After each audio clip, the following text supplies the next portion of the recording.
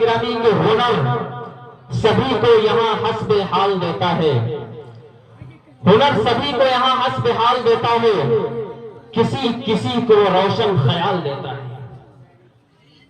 ہنر سبھی کو یہاں حسب حال دیتا ہے، کسی کسی کو روشن خیال دیتا ہے۔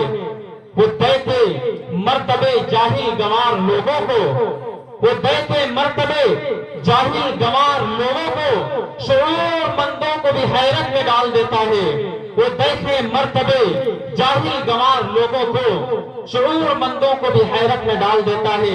اور اسی کے دم سے ہے قائم یہ روشنی کا نظام، جو بجھے چاند تو سورج نکال دیتا ہے۔ اسی کے دم سے ہے قائم یہ روشنی کا نظام، جو بجھے چاند تو سورج نکال دیتا ہے۔ آئیے حضرات گرامی، ہم گزارش کر رہے ہیں حضرت مولانا مفتی محمد انس صاحب سے کہ وہ تشریف لائیں اور اپنے خطاب سے ہم سامعین کو نوازیں، پھر اس کے بعد انشاءاللہ آپ کے مشاعرے کا بھی آغاز کر دیا جائے گا۔ بسم اللہ الرحمن الرحیم۔ الحمدللہ نحمده ونستعینه ونستغفره ونؤمن به ونتوکل علیہ، ونعوذ باللہ من شرور انفسنا ومن سیئات اعمالنا، من يهده الله فلا مضل له ومن يضلل فلا هادي له، ونشهد ان لا اله الا الله وحده لا شريك له، ونشهد ان سيدنا وسندنا ومولانا محمدا عبده ورسوله۔ اللهم صل على محمد وعلى آل محمد كما صليت على إبراهيم وعلى آل إبراهيم إنك حميد مجيد۔ اللهم بارك على محمد وعلى آل محمد كما باركت على إبراهيم وعلى آل إبراهيم إنك حميد مجيد۔ أعوذ بالله من الشيطان الرجيم، بسم الله الرحمن الرحيم۔ يا أيها الناس إنا خلقناكم من ذكر وأنثى وجعلناكم شعوبا وقبائل لتعارفوا إلى آخر الآية۔ وقال تعالى يا أيها الذين آمنوا لا يسخر قوم من قوم عسى أن يكونوا خيرا منهم ولا نساء من نساء عسى أن يكن خيرا منهن ولا تلمزوا أنفسكم ولا تنابزوا بالألقاب بئس الإثم الفسوق بعد الإيمان ومن لم يتب فأولئك هم الظالمون۔ وقال النبي صلى الله عليه وسلم لا فضل لعربي على عجمي ولا لعجمي على عربي ولا لأبيض على أسود ولا لأسود على أبيض إلا بالتقوى كلكم من آدم وآدم خلق من التراب، او كما قال عليه الصلاة والسلام۔ اسٹیج پر بیٹھے ہوئے معزز مکرم علماء کرام، حفاظ کرام اور معزز سامعین کرام، عموماً ہماری مسجدوں میں ہوتا یہ ہے کہ اگر غلطی سے بچے اگلی صف میں ہو جاتے ہیں تو اتنی ڈانٹ پڑتی ہے کہ بیچارے بہت ہی مایوس ہو کر پیچھے چلے جاتے ہیں، جبکہ ہونا نہیں چاہیے، کیونکہ بچوں کا مطلب یہ ہوتا ہے کہ ان سے کوئی چیز بچتی نہیں ہے، اور لڑکوں کا مطلب ہوتا ہے وہ آپس میں لڑتے رہتے ہیں۔ اگر ہم ان کو پیچھے مسجد میں کر دیں گے تو ان کو لڑائی کرنے کا موقع مل جائے گا۔ اور میں بارہا اپنی مسجد میں یہ بڑی تاکید کے ساتھ کہتا رہتا ہوں کہ ان کو اپنے ساتھ کھڑے کریں، تو وہاں تو ہم ان کو بھگا دیتے ہیں پیچھے، اور یہاں بچوں کو کا کوئی کام نہیں ہے تو بچوں کو آگے کر دیتے ہیں، ہم پیچھے بیٹھ جاتے ہیں۔ یہ دوغلا پن عجیب ہے۔ اللہ تعالیٰ ہمیں صحیح سمجھ عطا فرمائے۔ دیکھیے موسم بھی ساتھ نہیں دے رہا ہے، اور ہمارے ناظم صاحب نے مجھے 35 اور 40 منٹ کا وقت دیا ہے، تو میں کوشش کروں گا کہ اسی وقت میں اپنی بات کو مکمل کروں۔ اپنی بات شروع کرنے سے پہلے یہ بات بتا دوں کہ کہیں ایسا نہ ہو کہ یہ جلسہ ایک فتنہ بن جائے کہ پوری رات ہم نے جلسہ سنا اور حضور اکرم صلی اللہ علیہ وسلم کی شان اقدس میں بہترین اشعار پیش کیے گئے، اس پر ہم داد دیتے رہے، اور صبح ہماری آنکھ 8-9 بجے تک کھلی اور فجر بھی گول ہو گئی، اور جو بیچارے فجر کی نماز پڑھتے بھی تھے ان کی بھی نماز متاثر ہو گئی، ان کو بھی نماز نہیں ملی یا کم از کم جماعت نہیں ملی۔ تو ایسا نہ ہونا چاہیے کہ جلسے کا کوئی مقصد نہیں ہے. اگر جلسے کا مقصد یہ ہے کہ ہم جلسہ سنیں گے اور پھر جا کر آرام سے سوئیں گے اور 9-10 بجے تک اٹھیں گے تو کوئی اس کا مقصد نہیں ہے. اگر ہم اس نیت سے یہاں بیٹھیں گے کہ ہم یہاں بیٹھے ہیں کچھ سیکھنے کو ملے گا اور اس پر عمل کریں گے اور فجر کی نماز بھی پڑھیں گے تو یہاں بیٹھنا بھی عبادت میں شامل ہوگا اور ثواب بھی ملے گا.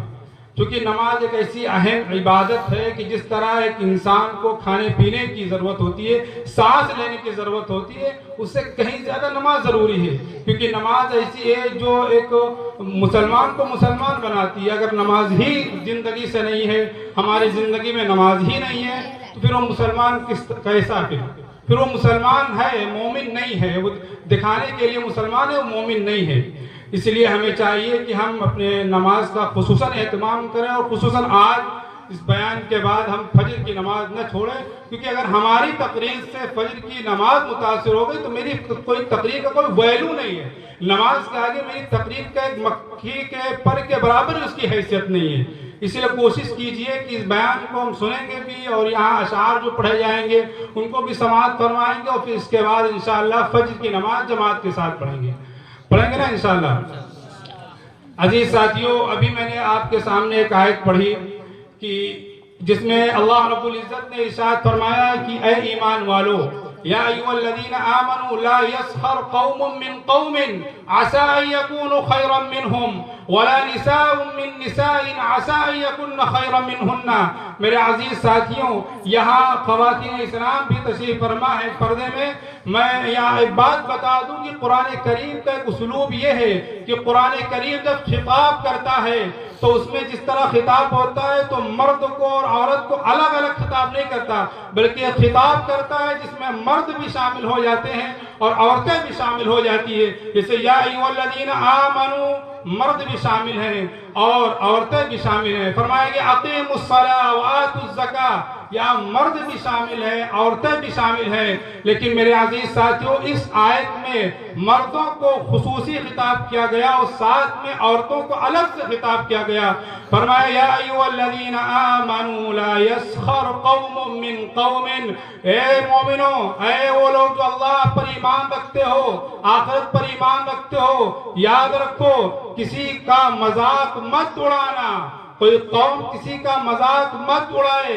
وَلَا نِسَاءٌ مِّن نِّسَاءٍ عَسَىٰ أَن يَكُنَّ خَيْرًا مِّنْهُنَّ، اور خواتین اسلام سے بھی خطاب ہے کہ کسی کا مذاق مت اڑانا، کیونکہ تم جس کا مذاق اڑا رہے ہو سکتا ہے وہ اللہ کی نظر میں وہ مقبول ہو، اللہ کی نظر میں اس کی اہمیت زیادہ ہو، اللہ کی نظر میں وہ بندہ محبوب ہو، اور تم جو مذاق اڑا رہے ہو تمہاری حیثیت اللہ رب العزت کی وہاں کچھ بھی نہ ہو. یہ تو دل کا معاملہ ہے، وہ اللہ رب العزت بین عبدی و بین اللہ معاملہ ہے.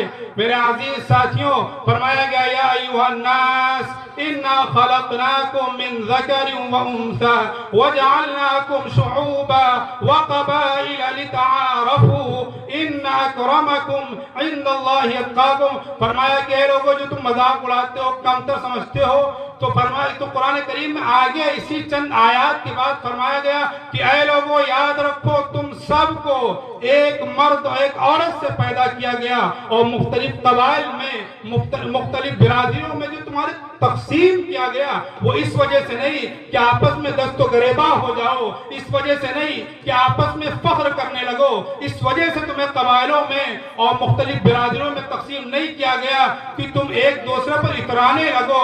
نہیں، بالکل نہیں. لِتَعَارَفُوا بَيْنَهُمْ، بلکہ ایک دوسرے کا تعارف ہو سکے، ایک دوسرے لوگ پہچان سکے، اس کے لیے تمہیں مختلف قبائل میں پیدا کیا گیا ہے. ان اکرمکم عند اللہ اتقاکم، اور اللہ رب العزت کے وہاں مقام اسی کا بڑا ہوا ہے جو جس کے اندر خوف خدا ہے، خشیت الہی ہے اس کا مقام بڑھا ہوا ہے.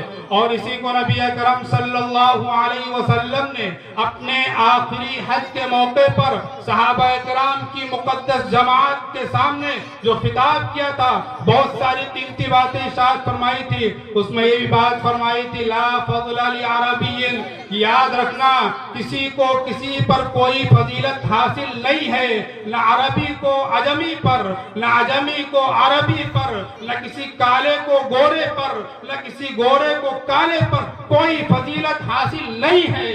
سارے انسان آپس میں بھائی بھائی ہیں. وہ الگ بات ہے کہ آج بھی اس نئے ترقی یافتہ دور میں بھی اور اپنے آپ کو سپر پاور کہے جانے والی طاقت امریکہ میں بھی کالے اور گورے کی آئے دن لڑائیاں ہوتی ہیں جو اخباروں کی سرخیوں میں آپ لوگ دیکھتے رہتے ہوں گے. تو قرآن کریم نے کہا کہ سارے انسان برابر ہیں، کوئی تفریق نہیں ہے. جب سارے انسان برابر ہیں تو کسی کو کسی کا مذاق اڑانے کی اجازت اسلام ہرگز نہیں دیتا، بلکہ کسی کا مذاق اڑانا حرام ہے. اگر کوئی اس کا مرتکب ہوا تو یاد رکھیے کل میدان حشر میں اس کا دامن پکڑا جائے گا کہ تم نے کیوں اس کی تحقیر کی. انسان جب کسی کا مذاق اڑاتا ہے تو مطلب یہ ہے کہ وہ اس کو حقیر سمجھ رہا ہے، ذلیل سمجھ رہا ہے، اپنے سے نیچا سمجھ رہا ہے، اسی وجہ سے اس کا مذاق اڑا رہا ہے. لیکن اس کو معلوم نہیں ہے کہ ہو سکتا ہے اس سے کوئی غلطی ہوئی ہو، اللہ کی بارگاہ میں اس نے توبہ کر لی ہو اور یہ اس کو عار دلا رہا ہے، مذاق اڑا رہا ہے اور اس کی برائیاں کر رہا ہے. فرمایا حضور اکرم صلی اللہ علیہ وسلم نے کہ اگر کسی انسان سے کوئی گناہ سرزد ہو گیا اور اس نے توبہ کر لی، اس کے باوجود اگر اس نے کسی انسان نے اس کو عار دلایا، اس پر گناہ پر عار دلائی، تو یاد رکھو اللہ پر یہ لازم ہے کہ جس گناہ پر اس بندے نے اس بندے کو عار دلائی ہے، جب تک اس کا انتقال اس وقت تک نہیں ہوگا جب تک اللہ رب العزت اس کو اسی گناہ میں مبتلا کر کے ذلیل و رسوا نہیں کرے گا. تو بڑا سخت بڑا سنگین مسئلہ ہے کہ ہمارے سماج میں چونکہ جلسہ اصلاح معاشرہ کے عنوان سے ہو رہا ہے اور ہمارے سماج میں برائی عام ہے کہ ہم کسی کو دیکھ کر مذاق اڑاتے ہیں. کس کا مذاق اڑا رہے ہو؟ سارے انسان جب بھائی ہیں، سارے انسان کی ابتدا ایک ہے، انتہا ایک ہے. جب وہ پیدا ہوتا ہے تو ناپاک قطرے سے پیدا ہوتا ہے اور اس کی انتہا جو ہے وہ قبر میں ہے. وہ بھی بغیر کسی دولت کے وہ جائے گا. جس طرح غریب جا رہا ہے اسی طرح مالدار جا رہا ہے. تو لہذا میں مذاق نہیں اڑانا ہے، شریعت میں اس کا حکم نہیں ہے. اور یاد رکھیے اللہ رب العزت کے وہاں کوئی مال اور جائیداد اور حسن اور اسی طرح آپ اعلیٰ اگر برادری میں ہے اس کی کوئی حیثیت نہیں ہے. میرے عزیز ساتھیوں، اگر اس کی حیثیت ہوتی تو نوح علیہ السلام کا بیٹا کافر وہ جہنم نہ جاتا. وَنَادَى نُوحٌ رَبَّهُ فَقَالَ رَبِّ إِنَّ ابْنِي مِنْ أَهْلِي وَإِنَّ وَعْدَكَ الْحَقُّ وَأَنْتَ أَحْكَمُ الْحَاكِمِينَ. نوح علیہ السلام کا بیٹا کافر تھا اور جب طوفان نوح آیا، نوح علیہ السلام نے کہا اللہ یہ میرا بیٹا ہے، اس کو بچا لیجئے. تو اللہ رب العزت نے ارشاد فرمایا تھا قال يا نوح إنه ليس من أهلك إنه عمل غير صالح. یہ آپ کا بیٹا نہیں ہے، اس کے اعمال صحیح نہیں ہیں. اسی طرح لوط علیہ السلام کی بیوی اور نوح علیہ السلام کی بیوی کافرہ تھی. فرمایا ضرب اللہ مثلا للذین کفروا امرأة نوح وامرأة لوط. یہ مثال دی گئی. تو لہذا اللہ رب العزت کے وہاں اگر اس کی ذرہ برابر بھی اہمیت ہوتی کہ تمہارا نسب اعلیٰ ہے، تم اونچی برادری کے ہو، لہذا اس کے اللہ رب العزت کے وہاں ذرہ برابر بھی حیثیت ہوتی تو نوح کا بیٹا جہنم نہ جاتا.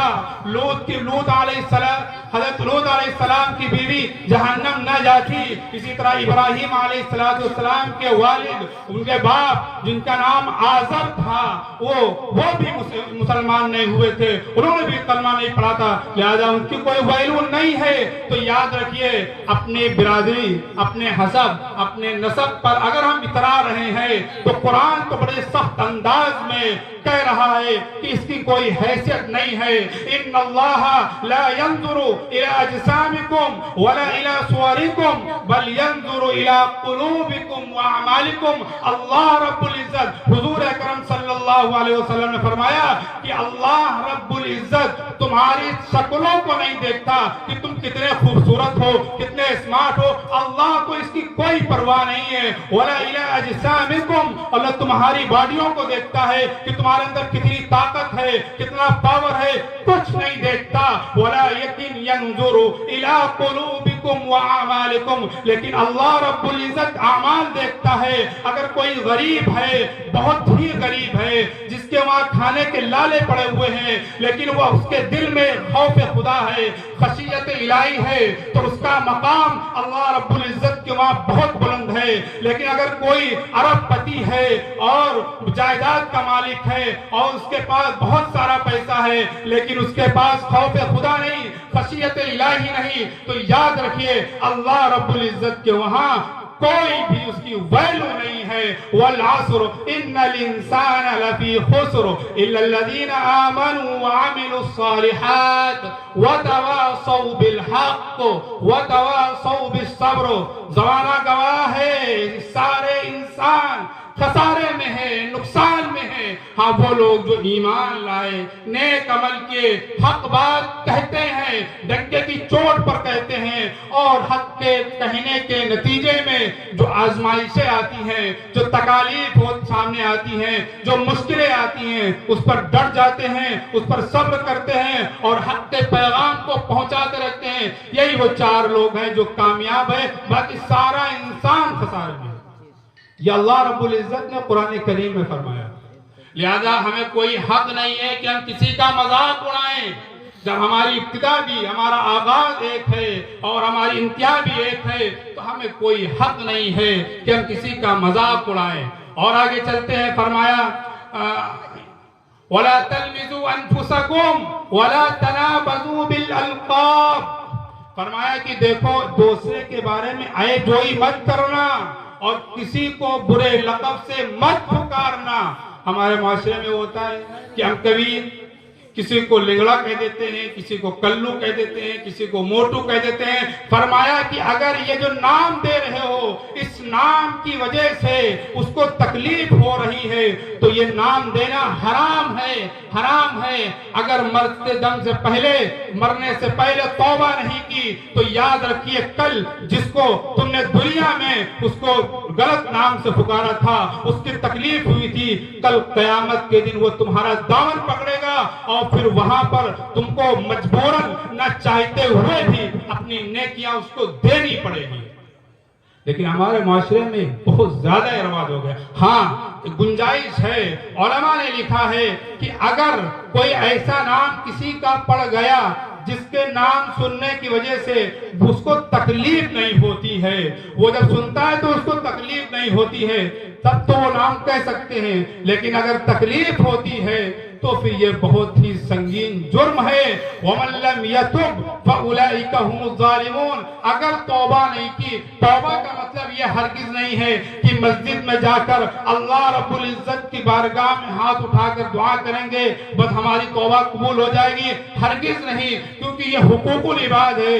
جس کو تم نے تکلیف دی ہے جب تک اس سے معافی نہیں مانگو گے، جس کو تم نے تکلیف دی ہے، جس کو گالیاں دی ہیں، جب تک اس سے معافی نہیں مانگو گے، خدا کہہ رہا ہے یہ وہ لوگ ہیں جو ظالم ہیں. فَأُولَٰئِكَ هُمُ الظَّالِمُونَ. وہ ظالم لوگ ہیں.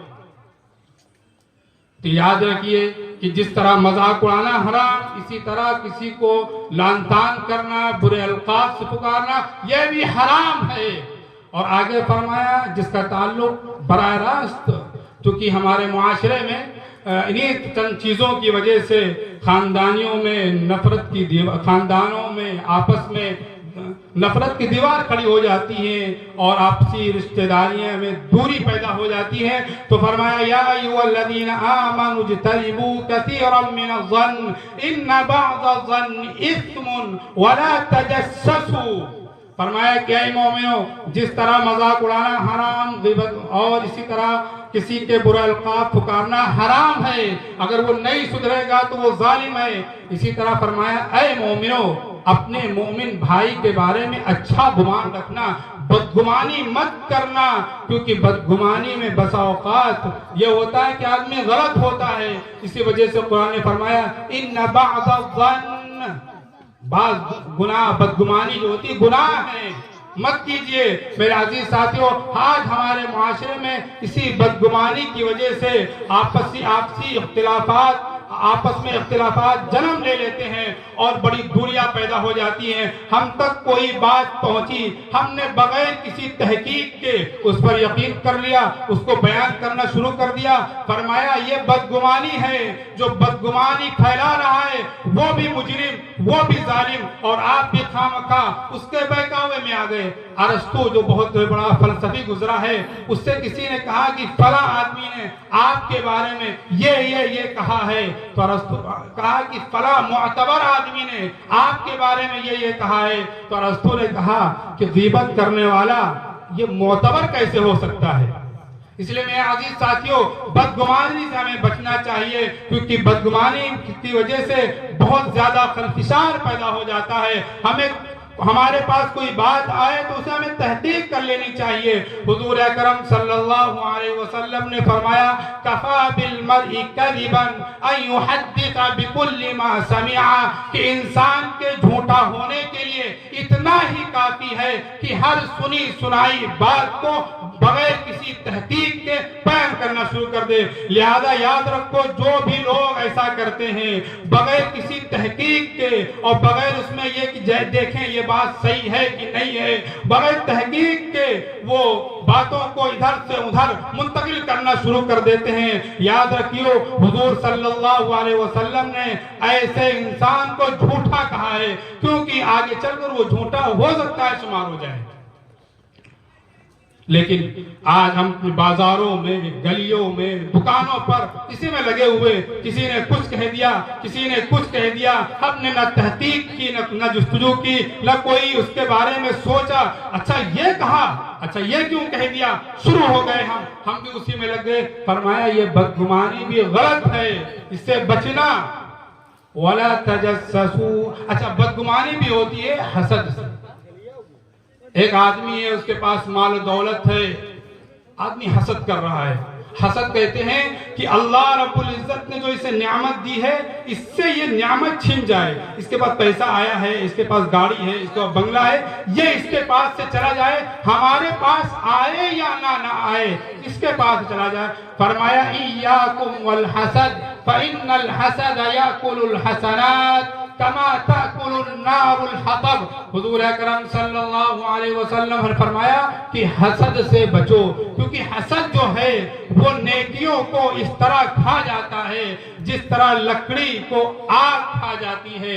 میرے عزیز ساتھیوں، حسد ایک ایسی بیماری ہے جو انسان کو اتنا ٹینشن میں ڈال دیتا ہے کہ وہ اسی میں گھٹ مٹ جاتا ہے اور اسے کسی چیز پرواہ نہیں رہتی۔ نتیجہ یہ ہوتا ہے مختلف ٹینشن کا وہ گرفتار ہو جاتا ہے۔ کیونکہ وہ اس میں لگا ہوا ہے کہ فلاں آدمی کے پاس مال کیوں آیا وہ ختم ہو جائے، اس کے پاس گاڑی کیوں آئی یہ چلی جائے، یہ برباد ہو جائے، یہ ہلاک ہو جائے، ہمارے پاس کچھ آئے یا نہ آئے۔ تو انسان کے مائنڈ اس طرف کام کرنا چاہیے کہ ہمارا کاروبار ہے کس طرح پھلے پھولے، کس طرح اس میں ترقی کریں، اپنے بچوں کی تربیت کیسے کریں، اپنا گھر بار کس طرح بنائیں، ہم کس طرح ترقی کر سکتے ہیں۔ انسان کا مائنڈ اس طرف کام کرنا چاہیے، بات ہو جائے۔ فرمایا حسد کرنے والا کبھی بھی ترقی نہیں کر سکتا ہے۔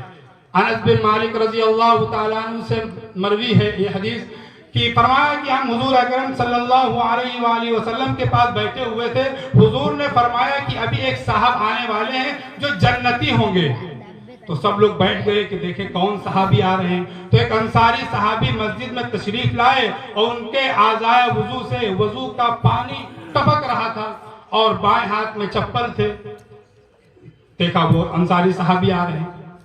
دوسرے دن پھر حضور اکرم صلی اللہ علیہ وسلم نے فرمایا کہ ابھی ایک صاحب اندر آنے والے ہیں جو جنتی ہوں گے۔ پھر دیکھا وہی صاحب آ رہے ہیں وضو بنا کر۔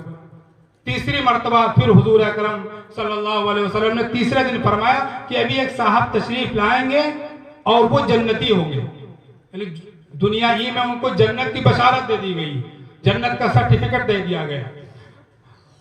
دیکھا وہی صحابی، انصاری صحابی تشریف لائے، بائیں ہاتھ میں چپل ہے، آزائے وضو سے پانی ٹپک رہا ہے۔ اسی مجلس میں غالباً عبداللہ بن عمرو بن عاص رضی اللہ تعالیٰ عنہ تشریف فرما تھے۔ ان کے دل میں داعیہ پیدا ہوا کہ آخر ان کے پاس کون سا ایسا عمل ہے جس عمل کی وجہ سے رسول اللہ صلی اللہ علیہ وسلم نے ان کو جنتی قرار دے رہے ہیں۔ وہ گئے اور انصاری صحابی سے کہا کہ میرے والد سے جھگڑا ہو گیا ہے اور میں نے یہ قسم کھا لی ہے کہ 3 دن تک میں گھر نہیں آؤں گا، لہذا مجھے اپنے گھر میں رکنے کی اجازت دے دیجیے۔ انہوں نے کہا ٹھیک ہے۔ اب یہ تلاش کی وجہ سے کہ دیکھیں ان کا کون سا عمل ہے جس کی وجہ سے زندگی میں ان کو جنتی ہونے کی بشارت مل گئی، اسی تلاش میں تھے۔ 1 دن رکے، 2 دن رکے، 3 دن جب گزر گئے تو وہ فرماتے ہیں کہ میں نے دیکھا کوئی خاص معمولات ان کے نہیں تھے، تہجد کی نماز بھی نہیں اٹھتے تھے، اور جس طرح ہم لوگ نماز پڑھتے وہ بھی نماز پڑھتے تھے۔ کوئی خاص ایسا عمل مجھے نہیں دکھا جس عمل کی وجہ سے وہ ہم سے آگے بڑھ گئے اور ان کو جنت کی بشارت دے دی گئی۔ تو انہوں نے فوراً پوچھا کہ حضور اکرم صلی اللہ علیہ وسلم نے آپ کے بارے میں جنت کی بشارت دی ہے، آخر ایسا کون سا عمل ہے جس کی وجہ سے آپ کو دنیا میں جنت کی بشارت مل گئی؟ تو کہا ایسا تو میرا کوئی عمل نہیں ہے، 3 دن سے آپ مجھے دیکھ رہے تھے، میں نماز بھی پڑھ رہا ہوں، میرے معمولات دیکھ رہے تھے، ایسا تو مجھے کوئی نہیں لگ رہا ہے کہ میں بہت آگے ہوں نوافل میں۔ تو پھر وہ چلنے لگے، اتنے میں وہ انصاری صحابی نے کہا اچھا میری ایک عادت ہے وہ سن لو۔ وہ عادت یہ ہے کہ میں کسی کے تعلق سے اپنے دل میں کینہ نہیں رکھتا ہوں، کسی سے حسد نہیں کرتا ہوں۔ تو عبداللہ بن عمرو بن عاص رضی اللہ تعالیٰ نے فرمایا یہی وہ صفت ہے جس کی وجہ سے آپ کو حضور اکرم صلی اللہ علیہ وسلم نے جنت کی بشارت دی۔ اور یہ حسد اتنا سنگین جرم ہے، میں آپ کو بتاؤں، حسد کرنے والا گویا کہ وہ اللہ رب العزت پر اعتراض کر رہا ہے۔ کیوں؟ اللہ رب العزت نے کسی انسان کو اپنی نعمتوں سے نوازا اور یہ بندہ اس سے جل رہا ہے کہ اس کے پاس نعمت آئی تو کیوں آئی، نہیں آنی چاہیے تھی، تو گویا کہ یہ اللہ کی تقسیم سے راضی نہیں ہے۔ کتنا بڑا جرم ہے، بہت بڑا جرم ہے۔ حضور اکرم صلی اللہ علیہ وسلم فرماتے ہیں کہ جب وہ معراج پر تشریف لے گئے، جبرائیل امین ساتھ میں تھے، دیکھا ایک آدمی جس کے ناخن تانبے کے ہیں، وہ اپنے بدن کو نوچ رہا ہے، اپنے چہرے کو تانبے والے ناخن سے نوچ رہا ہے۔ حضور نے فرمایا یہ کون شخص ہے؟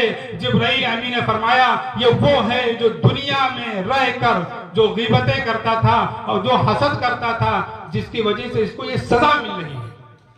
اس لیے میرے عزیز ساتھیوں، ہمیں چاہیے کہ ہم حسد سے بچیں، اور حسد سے بچنے کا آسان طریقہ یہ ہے کہ جس سے حسد ہو جائے اس سے ہم سلام دعا کرنا شروع کر دیں، جس سے حسد ہو جائے اس کو ہدیہ تحائف دینے لگیں، جس سے حسد ہو جائے اس کی دعوتیں کرنے لگیں، انشاءاللہ وہ حسد کی جگہ پر اس کے بارے میں آپ کے دل میں محبت پیدا ہو جائے گی۔ وَلَا تَجَسَّسُوا وَلَا يَغْتَبْ بَعْضُكُمْ بَعْضًا، اور فرمایا کہ ایک دوسرے کی جاسوسی مت کیا کرو۔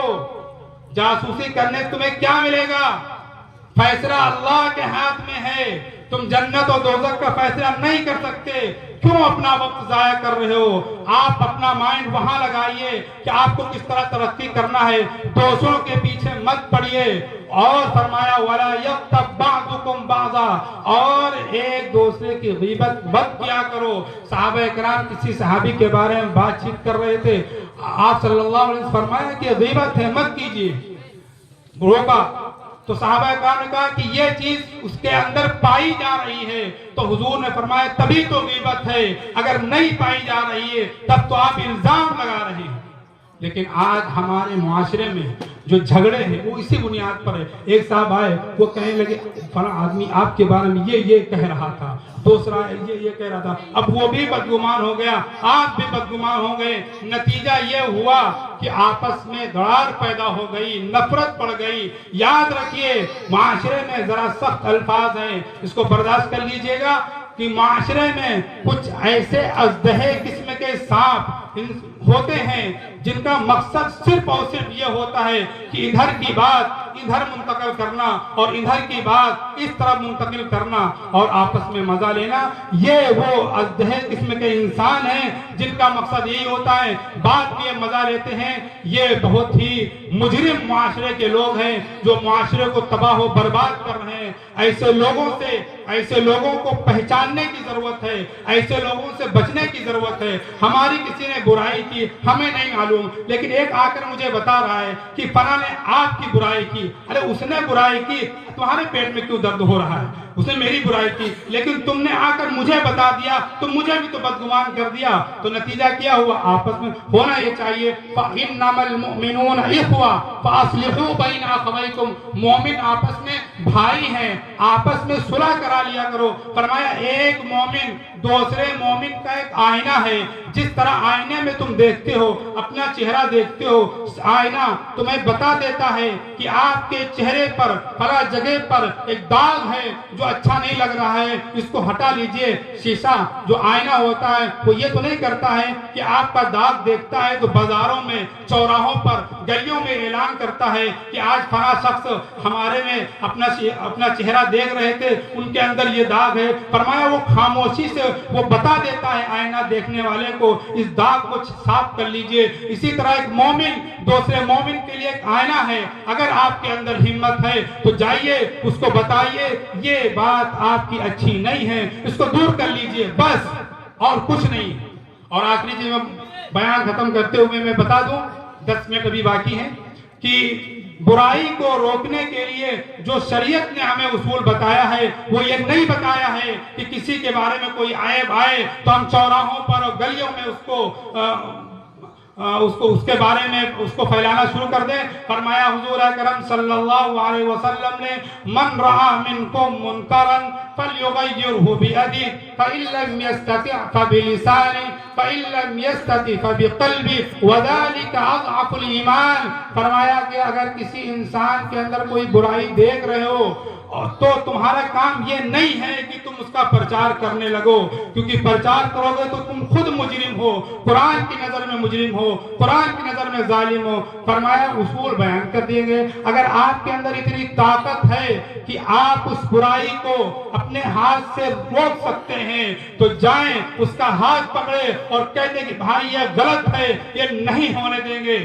یہ اگر آپ کے اندر طاقت ہے تو یہ کر لیجئے۔ فَإِن لَمْ يَسْتَطِعْ فَبِلِسَانِهِ، اور اگر ہاتھ سے روکنے کی طاقت نہیں ہے تو کم از کم زبان سے تو کہہ ہی سکتے ہیں کہ بھائی یہ چیز غلط ہے، اس کو چھوڑ دیجئے، مناسب نہیں ہے، زبان سے تو کہہ ہی سکتے ہیں۔ اور اگر اس کی بھی طاقت نہیں، ہاتھ سے بھی روکنے کی طاقت نہیں، زبان سے کہنے کی بھی طاقت نہیں، تو فرمایا کہ اس کو فَإِن لَمْ يَسْتَطِعْ فَبِقَلْبِهِ، تو اس کو دل میں، یعنی اس برائی کو دل میں برا سمجھو، وَذَلِكَ أَضْعَفُ الْإِيمَانِ، اور یہ دل میں اس برائی کو جو سمجھ رہے ہو، ہاتھ سے نہیں روک رہے ہو، زبان سے نہیں روک رہے ہو، طاقت نہیں ہے تو کم از کم دل میں اس کو برا سمجھو، یہ ایمان کا ایک ادنا سا حصہ ہے بس۔ اور اس کے علاوہ کچھ نہیں بتایا گیا کہ تم اس کو چوراہوں پر اور گلیوں میں اور دکانوں پر اس کو بدنام کرو، ہرگز ہرگز نہیں۔ ہم جسے بدنام کر رہے ہیں ہو سکتا ہے کہ وہ اللہ کے سامنے رو رو کر دعائیں کر لی ہو، یا مرنے سے پہلے وہ توبہ کر لے، اس کی تو بن جائے گی، اور ہم نے خواہ برائی کی، ہماری سب ہوا منسیہ ہو جائے گی۔ اس لیے ہمیں بچنا چاہیے۔ تو بہرحال غیبت نہیں کرنی ہے۔ ایحب احدکم ان یاکل لحم اخیہ میتا فکرہتموہ، فرمایا کہ یاد رکھو دوسرے کے پیچھے پڑ رہے ہو، اس کی غیبت کر رہے ہو، اس کی برائی کر رہے ہو تو گویا کہ تم اپنے مردار بھائی کا گوشت کھا رہے ہو۔ ایک تو مردار کا گوشت تو کوئی کھائے گا نہیں، اور پھر اپنے بھائی کا گوشت۔ یہ حضور صلی اللہ علیہ وسلم پر جو کلام پاک نازل ہوا قرآن مجید، اس میں یہ ساری چیزیں ذکر کر دی گئی۔ فرمایا واتقوا اللہ، یاد اللہ سے ڈرو، تقوی اختیار کرو، اور ان ساری چیزوں سے اپنے آپ کو محفوظ رکھو۔ میرے عزیز ساتھیوں، یہ اصلاح معاشرہ کا جو جلسہ ہو رہا ہے تو ہمارے معاشرے میں کس طرح سدھار پیدا ہو، تو یہی चंद चीजें हैं, अगर हम अपनी जिंदगी में उतार लें कि हम में किसी का मजाक नहीं उड़ाना। अगर हमारे सामने कोई बात आ जाती है तो जब तक हम तहकीक नहीं कर लेंगे, जब तक हम तहकीक नहीं कर लेंगे तब तक हम उस पर यकीन नहीं करेंगे। ये अपने जहन में रख लीजिए। तीसरी बात ये है कि अगर इख्तिलाफ हो जाए तो एतदाल के साथ और इंसाफ के साथ हम सुलह की कोशिश करें। ये जब होगा तो और इसी के साथ साथ हम बदगुमानी से भी बचें, क्योंकि बहुत सारे झगड़े और बहुत सारी लड़ाइयाँ बदगुमानी की वजह से होता है, होता कुछ नहीं है। लेकिन मैंने अभी बताया चंद अजदहे किस्म के इंसान जो होते हैं जिनका मकसद यही होता है कि इधर की बात इधर करना, उधर की बात इधर करना, मकसद ये होता है। उसमें पढ़कर हम हमने अपने खानदान और रिश्तेदारियों में नफरत की दीवार न खड़ी करें। ये जरूरत है। इसी के जरिए हमारा मुआशरा दुरुस्त हो सकता है। इसके अलावा हम लाख कोशिश कर डालें, बदगुमानी पर बदगुमानी करते रहें, गीबत करते रहें, बुराई करते रहें और हम ये सोचें कि हमारा मुआशरे की इस्लाह सही तौर पर हो जाए, खुदा की कसम ये नहीं हो सकता है। इसलिए फैसला कीजिए कि आज से हमें इन चंद जो आयतें का खुलासा बयान किया गया इसके मुताबिक हम अपनी जिंदगी गुजारेंगे। इंशाअल्लाह हमारा मुआशरा भी एक अच्छा मुआशरा, एक इस्लामी मुआशरा हो जाएगा।